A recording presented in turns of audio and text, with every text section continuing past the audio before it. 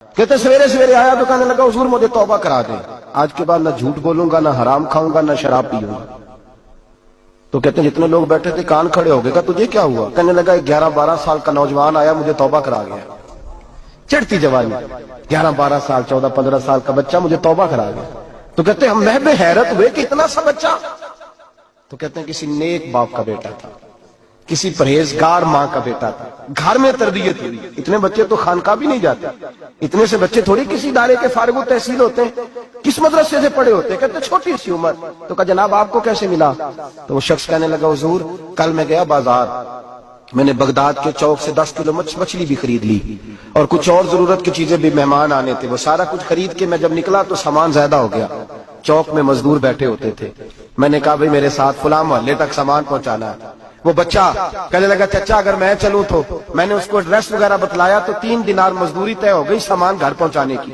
کہتے میرے ساتھ وہ نکلا اور جب رستہ طے کرنے لگا تو رستے میں گرمی بڑی سخت تھی، ظہر کا وقت تھا، ذرا ہم نے چند قدم اٹھائے، 2-4 گلیاں گزرے تھے کہ اذان ظہر کی آواز آنے لگی۔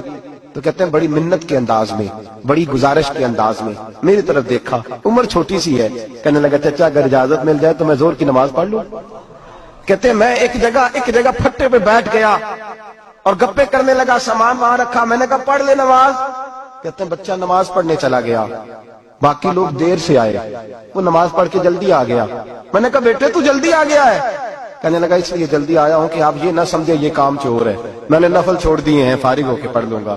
کہتے ہیں سامان اٹھایا، رستے میں گرمی شدت کی تھی، اس کا پسینہ بہنے لگا، میں آگے بڑھا، میں نے کہا بیٹے سامان تھوڑی دیر کے لیے مجھے دے دو، گرمی زیادہ ہے۔ کہنے لگا چچا کسی کا تربیت یافتہ ہوں، کسی نے ٹریننگ دی ہے، کہا ماں باپ نے کہا تھا حرام لقمہ گھر نہ لانا، کہا بات کیا ہوئی؟ کہنے لگے میں آپ کو نہیں دے سکتا، اس لیے کہ 3 دینار مزدوری گھر پہنچانے کی طے کی ہے، اگر آپ اٹھائیں گے تو پھر میں پیسے پورے نہیں لوں گا۔ دامان نے توکل کی یہ خوبی ہے کہ اس پر پیبند لگے ہوتے پر دھبے نہیں ہوتے، میں پھر مزدوری پوری نہیں لوں گا، پیسے کم لوں گا۔ کہتے ہیں میں محو حیرت ہو گیا، اس جوان کی بات نے میرے سارے وجود تھر تھر کبا ڈالا کہ اس دور میں اس قسم کے لوگ۔ کہتے ہیں گھر لے گیا اس کو، میں سامان رکھا، میں نے کہا تم یہاں ٹھہرو میں 3 دینار مزدوری لاتا ہوں۔ کہتے ہیں پیسے لینے گیا تو بیوی کو بتایا بڑا نیک ہے، بڑا پرہیزگار جوان ہے، کہنے لگی روٹی پکی ہوئی ہے، اسے کہو دوپہر کا کھانا کھا لے۔ کہتے ہیں میں باہر گیا، 3 دینار تھمائے، میں نے کہا بیٹے ایک بات مانو گے؟ تو کہتے ہیں 3 دینار دے کے کہنے لگا اب تو آپ مالک ہو گئے، میں نے نمک کھا لیا ہے، اب تو ہر بات مانوں گا، اصلہ نال جو نیکی کریے نسلہ تاک نہیں بھول دے، میں اب ہر بات مانوں گا۔ تو میں نے کہا دوپہر کا کھانا کھا لو۔ کہتے ہیں اس کی گردن جھک گئی اور بڑے دھیمے لہجے میں کہنے لگا میں نہیں کھا سکتا، میں نے روزہ رکھا ہوا ہے، روزہ رکھا ہوا ہے، نفلی روزہ رکھا ہوا ہے۔ کہتے میں اور پریشان ہوا، میں نے فوری طور پہ سوال کیا کہ اب تو کدھر جائے گا؟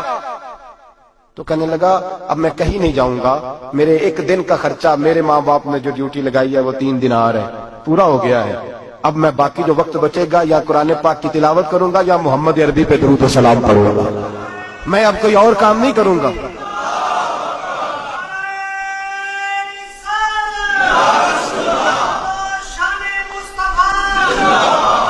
شخص کہنے لگا کہ میں نے کہا افطاری کر لینا، کہنے لگا مجھے مسجد بتا دو، میں جا کے اللہ اللہ کرتا ہوں، مجھے شام کو لے آنا۔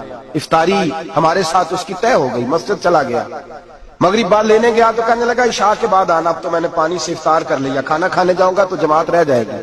کہتے ہیں عشاء کے بعد میں لایا، اس کو کھانا کھلایا، رات گہری ہو گئی تو میں نے کہا تو سو نہیں جاتا؟ کہنے لگا کوئی حرج نہیں، کبھی دور مزدوری کرنے نکل جاؤں تو رہ بھی جاتا ہوں، گھر والوں کو پتا ہے۔ کہتے میں نے مسافر خانہ کھولا، یوں سمجھیے ڈرائنگ روم بیٹھک میں نے کھولی، اس کو سلا دیا، میں اور میری بیوی اپنی معذور بیٹی کو روٹی دینے گئے اور ہم نے جا کے اس کو کھانا کھلایا جو ٹانگوں سے معذور تھی، اور ساتھ کہا کہ بیٹی آج بڑا پرہیزگار جوان ہمارا مہمان ہے، آج چڑھتی جوانی اور تقوی کی روشنی اس کے چہرے سے چمکتی ہے، کیا بات ہے، بڑے ہی اچھے گھرانے کا تربیت یافتہ ہے۔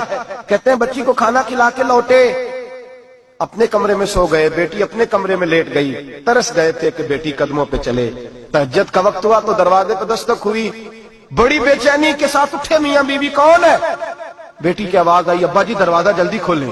کہتے ہیں کلیجے پھٹنے لگے، ذہن بکھرنے لگے، سوچے ہیں کہ وہ 2-1 منٹ ہمارے اوپر پہاڑ بننے لگے، دروازہ کھولا تو وہ بیٹی جس کے لیے ترس گئے تھے کبھی چلے گی، وہ اپنی ٹانگوں پہ کھڑی ہے۔ कभी दौड़ के उधर जाती, कभी दौड़ के इधर आती। बेटियां परेशानी का फोन कर दे तो फिर भी आंसू निकल आते हैं, और बेटी के घर में खुशी आ जाए तो फिर भी माँ बाप रो के ही शुक्र अदा करते हैं। इनके लिए रोते ही रहते हैं। कहते मैं तड़प गया, बीवी भी रोने लगी, बेटे ये क्या हुआ? हम तो मायूस होने लगे थे माज़अल्लाह कि अब तो ठीक नहीं होगी, क्या हुआ? कहने लगे अब्बा जी अम्मा जी आपने बताया ना नेक जवान आया है, नेक आया है, तो मैं आप चले गए तो मेरे दिल में ख्याल आया, ए अल्लाह अगर वो वाकई नेक है तो उसके सदके मुझे शिफाई अता फरमा दे। या अय्युहल्लज़ीना आमनू इत्तक़ुल्लाह वब्तगू इलैहिल वसीला, ए अल्लाह सेहत ही दे दे।